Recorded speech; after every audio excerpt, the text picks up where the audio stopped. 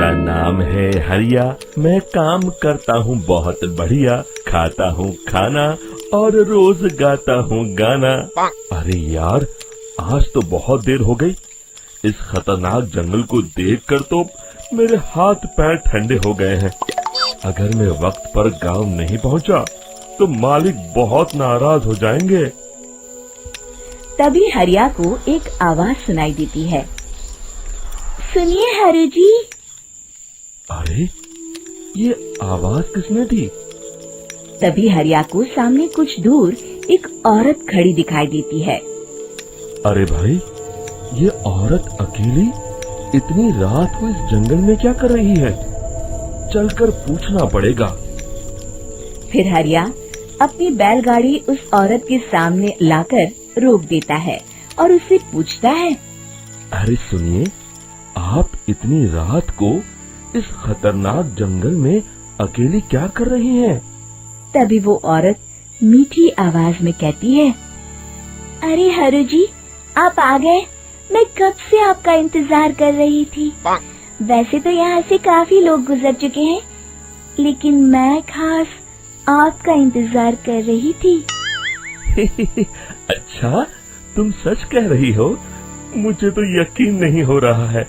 वो क्या है ना, आज तक किसी ने मुझसे इतने प्यार से बात नहीं की। हाँ हाँ हरु जी, मैं सच कह रही हूँ। अब देर मत करिए और जल्दी से मुझे मेरे घर तक छोड़ दीजिए। हाँ हाँ, कौन सी बड़ी बात है, अभी छोड़ देता हूँ। आप मेरे पीछे बैलगाड़ी में बैठ जाइए और मुझे रास्ता बताते चलिए। फिर वो औरत हरिया की बैलगाड़ी में बैठ जाती है और हरिया बैलगाड़ी हाँकता हुआ आगे चल पड़ता है। फिर उस औरत के बताए हुए रास्ते पर चलते चलते हरिया बैलगाड़ी लेकर एक काली गुफा के आगे आकर रुक जाता है। हरिया उस औरत से पूछता है। हाँ देवी जी, आपका घर कहाँ है? यहाँ तो एक गुफा के अलावा और कुछ नहीं है।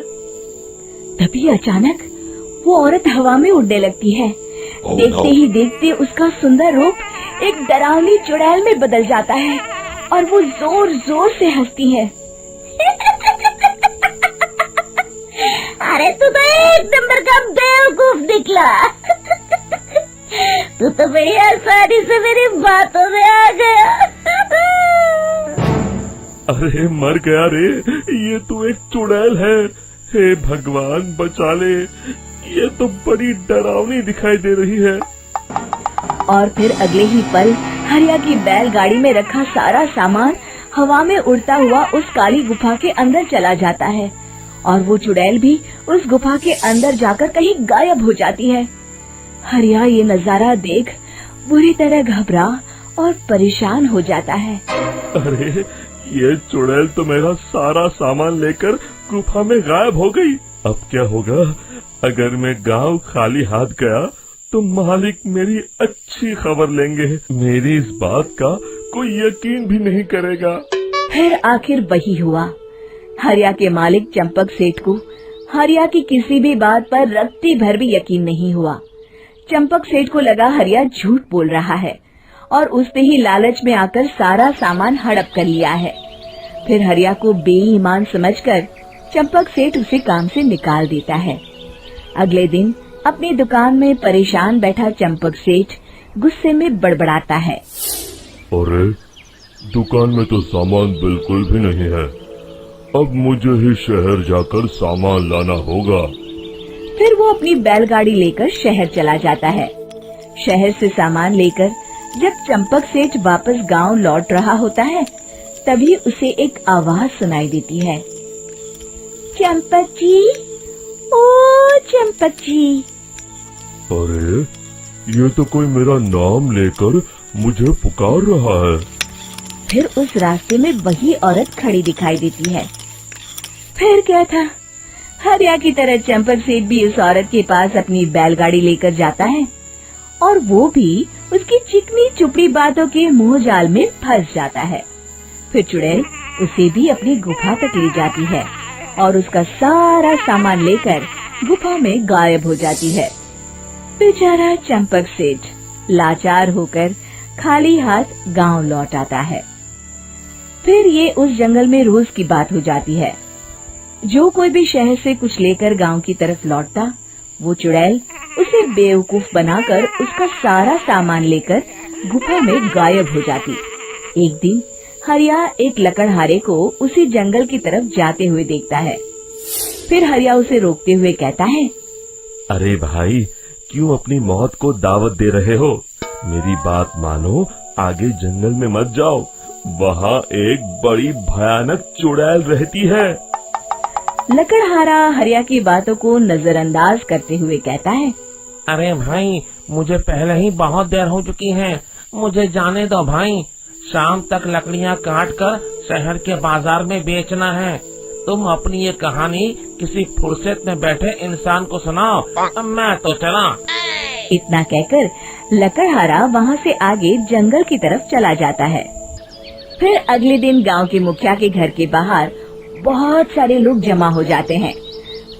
तभी हाथ में कुल्हाड़ी लिए खड़ा लकड़हारा कहता है, अरे मुखिया जी, अब आप ही हमें बचाइए उस जंगल वाली चुड़ैल से। हमारा सारा काम तो शहर से ही होता है।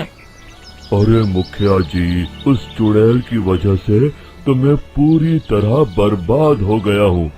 हम सबको मिलकर उस चुड़ैल का कोई इलाज करना पड़ेगा। तभी भीड़ में खड़ा वीरा कहता है, आप लोग चिंता मत करिए, कल से वो चुड़ैल किसी को नहीं लूट पाएगी। मेरे पास एक बहुत अच्छी तरकीब है। तभी चंपक सेठ उसका मजाक उड़ाते हुए कहता है, अरे तेरा नाम वीरा है तो क्या हुआ? तूने अभी उस चुड़ैल को देखा नहीं है? जाकर अपना काम कर, बड़ा आया। तब मुखिया जी कहते हैं, नहीं चंपक सेठ, मुझे लगता है हमें इस लड़के को एक मौका देना चाहिए। फिर सभी गांव वाले मुखिया जी की बातों से सहमत हो जाते हैं और वीरा शाम को एक बैलगाड़ी में कुछ सामान लादकर उस जंगल की ओर चल देता है। वीरा, ओ वीरा, कहाँ जा रहा है? तभी वीरा मुड़ के देखता है, वही चुड़ैल एक औरत के रूप में खड़ी है। अरे बहन जी, मैं आपको ही ढूंढ रहा था। देखिए, मैं आपके लिए क्या लाया हूँ। अरे वाह, तो खुद मेरे लिए इतना सामान लाया है। तू ही अकेला गांव में समझदार है। जरा देखो, मैं भी खोल के, बड़े भूख लगी है। जैसे ही चुड़ैल उस सामान पर से कपड़ा हटाती है, एक भगवान शिव की तेज रोशनी उसके अंदर मूर्ति से निकलती है और चुड़ैल अपने असली रूप में आकर जलने लगती है। अरे मैं जल रही हूँ, बचाओ! बचाओ! ओम नमः शिवाय, मर गई मैं! देखते ही देखते वो चुड़ैल राख के साथ उड़ जाती है और सभी गांव वाले भी वहाँ जाते हैं।